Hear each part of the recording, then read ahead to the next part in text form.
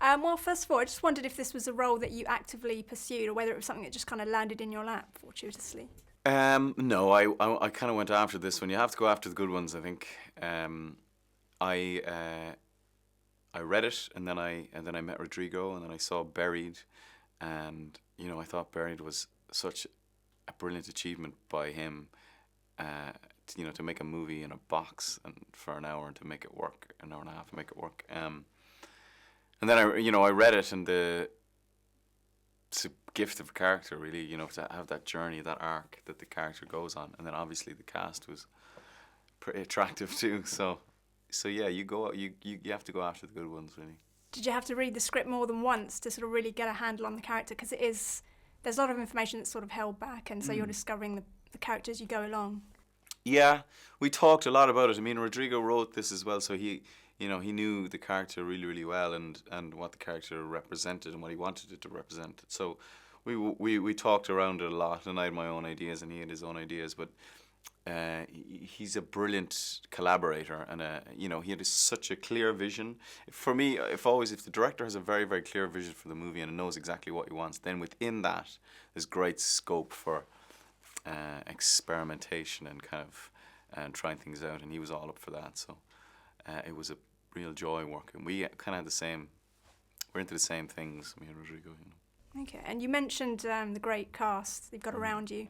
Robert De Niro, Sigourney Weaver, Toby Jones. You must have sort of certain preconceptions going into it, working with these legends. Yeah.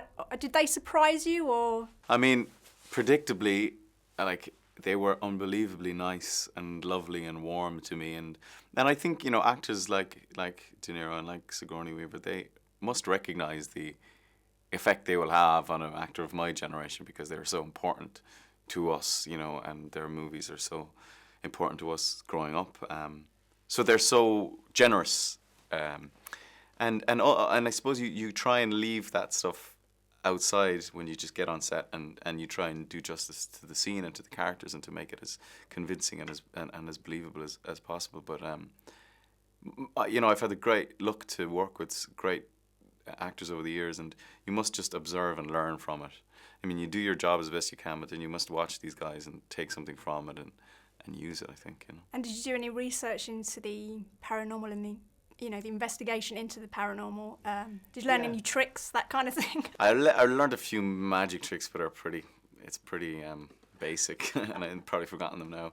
But and I read a lot about it, and talked a lot to Rodrigo about it, and hung out with this magician in Spain, and went to Vegas and saw a couple of shows there and stuff. But yeah, the most sort of outstanding thing for me was people's need to believe in this stuff. That people will set aside, reason and rational thought and logic just because they need to believe that there is something else, that somebody has this power to save them or help them or cure them, and they will, bankrupt themselves to achieve that. And that to me is amazing, that people will do that.